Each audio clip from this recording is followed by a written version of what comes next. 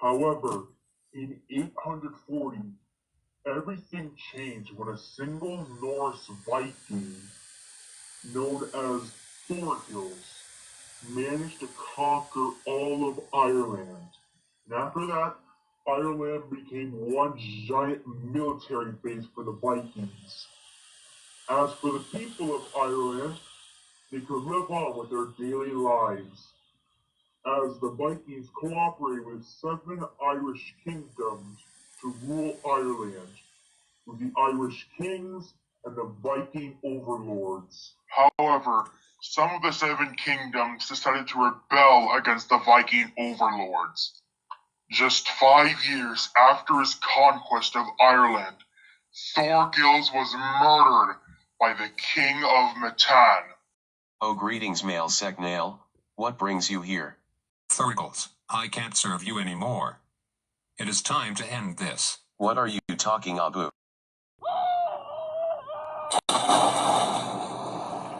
I never liked Norsemen.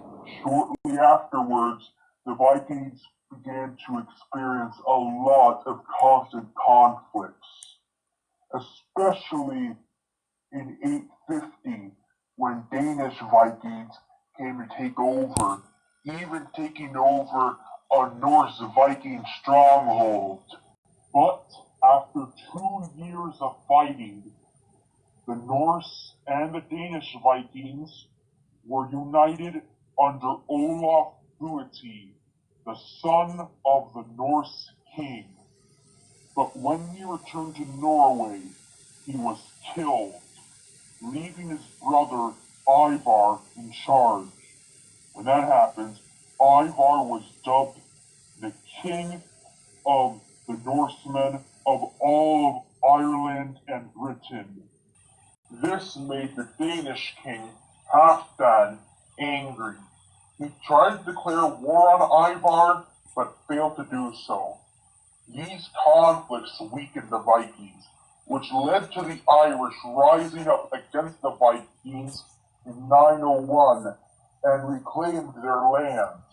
But sooner or later, the Vikings came back to take back what they thought was theirs, until they were defeated for good in 1000. Now to the next segment that contains information from one of our academic sources, which is from the magazine known as Medieval Warfare by Gareth Williams. It says that a group of Vikings were a big nuisance to King Alfred the Great in 845. To make a long story short, King Alfred tried everything he could to get rid of the Viking problem. Eventually, it seemed that Alfred and the Vikings could come to an agreement and signed a peace treaty. But all of this was playing directly into the Vikings' hands, as they would later break the peace treaty.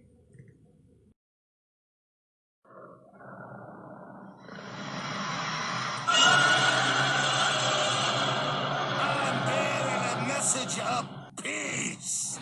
This just goes to show how skillful the Vikings were in terms of their coordinated attacks. The next part of this video will go over another primary source, which is the Anglo-Saxon Chronicles, written by John Allen and translated by Ingrid James. We will be taking a look at the part where the Vikings raided British Isles.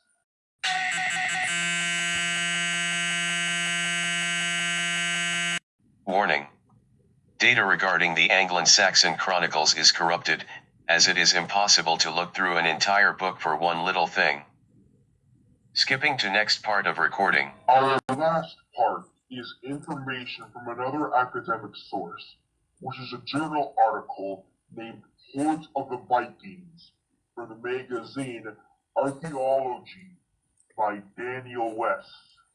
The source claims that the very first significant Viking raid happened in 793.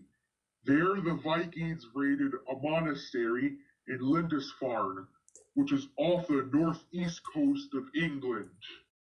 One person described it as The church of St. Cuthbert is splattered with the blood of the priests of God.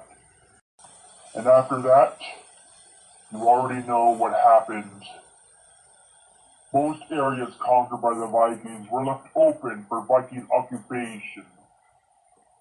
Currently, all that is left as a small reminder of what happened are helmets, coins, household appliances from that time period, and anything else that have been excavated and discovered. This concludes our little lecture. Before you leave, I ask you this. Please take this holocron with you. The information on it might give us a chance. Against what, you may ask? Look around you. The balance of the force is shifting. We thought our greatest enemy was defeated. We were wrong.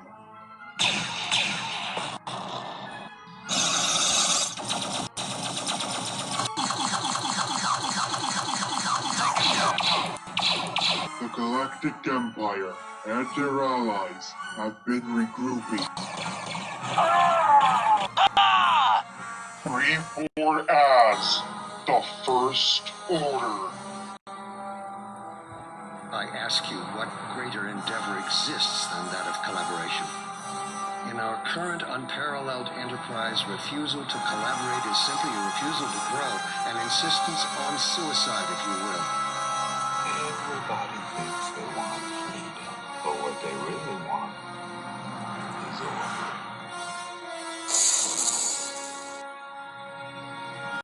Maybe the military strategies the Vikings used could give us a chance against the First Order. Which is why I'm asking you to take this holocron with you. To simply go over anything I've covered, close the holocron, and then reopen it again. May the Force be with us.